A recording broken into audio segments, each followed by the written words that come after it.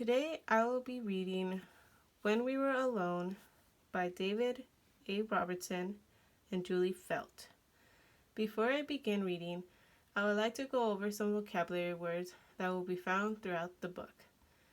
First, Nukam, which means my grandmother. Nusism, which means grandchild. It can either be grandson or granddaughter. Nukomis, which means my uncle. Kukam, which means a grandmother. There will be a Cree language phrase in the book that may be hard to understand, so I will go over it. Na pinesas, michaso, tamasiktian, tamasaikian. Which means, here little bird, eat, so you will get big and strong. I will go on to the first page and go over a description of what the story will be about. When a young girl helps tend to her grandmother's garden, she begins to notice things about her grandmother that make her curious. Why does her grandmother have long braided hair and wear beautifully colored clothing? Why does she speak another language and spend so much time with her family? As she asks her grandmother about these things, she is told about life in a residential school a long time ago, where everything was taken away. When We Were Alone is a story about a difficult time in history and ultimately a story of empowerment and strength. I will be going on to the first page. Today I helped my Kukam in her flower garden. She always wears colorful clothes. It's like she dresses in rainbows. When she bent down to prune some of the flowers, I couldn't even see her because she blended in with them. She was like a chameleon. Nukam, why do you wear so many colors? I asked. Nukam said, well, Nusism,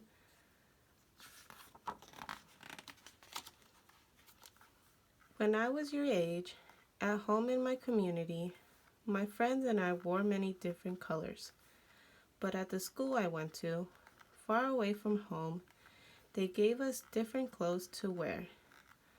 All of the children were dressed the same, and our clothes weren't colorful at all. We all mixed together like storm clouds. Why did you have to dress like that? I asked. They didn't like that we wore such beautiful colors, Nukam said. They wanted us to look like everybody else.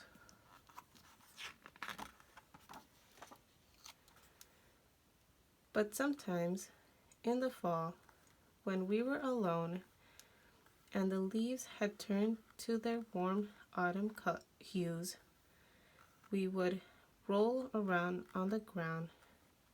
We would pile the leaves over the clothes they had given us, and we would be colorful again.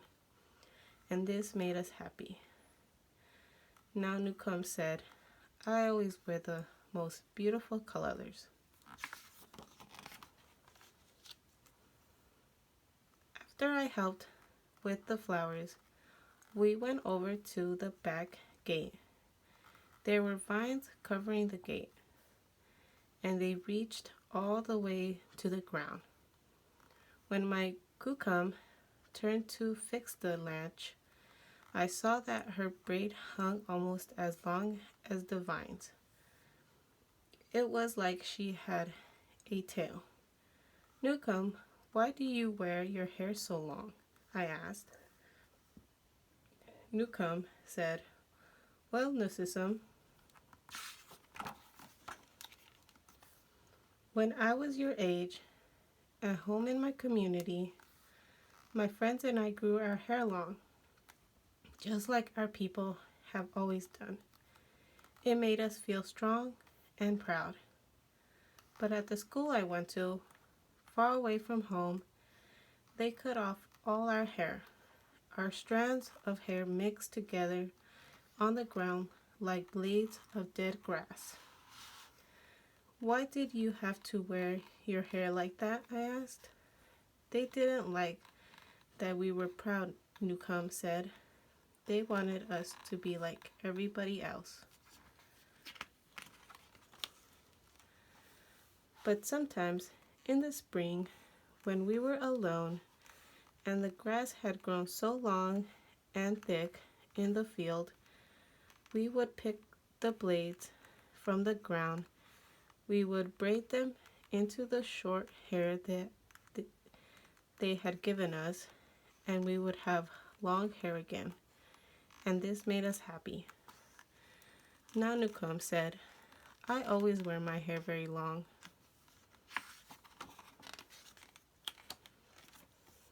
After my Kukum had fixed the latch, I followed her to the birdhouse. There was a bird flying through the air, like a jingle dress dancer.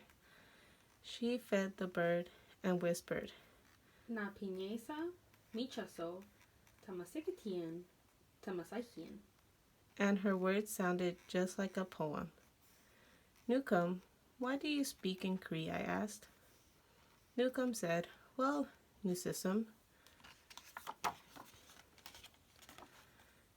when I was your age, at home in my community, my friends and I always spoke our language. But at the school I went to, far away from home, they wouldn't let us speak our words. All the children used their strange words, and we didn't understand them at all. Our voices blended together like a flock of crows. Why did you have to talk in their language? I asked. They didn't like that we spoke our language, Newcomb said. They wanted us to talk like everybody else.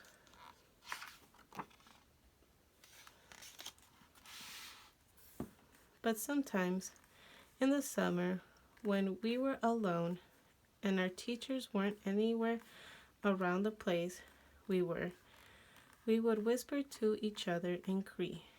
We would say all the words we weren't allowed to say so that we wouldn't forget them, and this made us happy.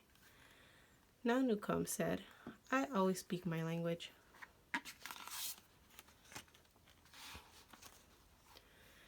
After our gardening work was done, I sat with my Kukum in the backyard.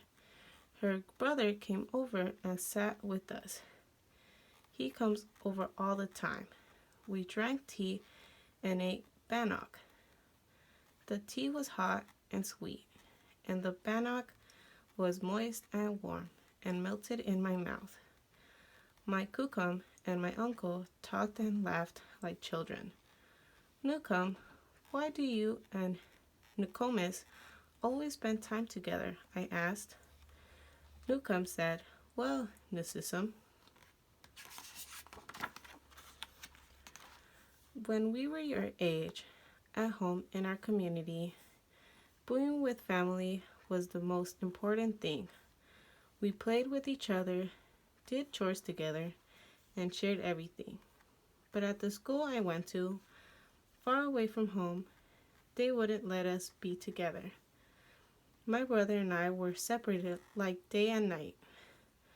Why were you and Nokomis separated? I asked. They didn't like when we were with family, Newcomb said. Sorry. Because when we were together, we thought too much of home.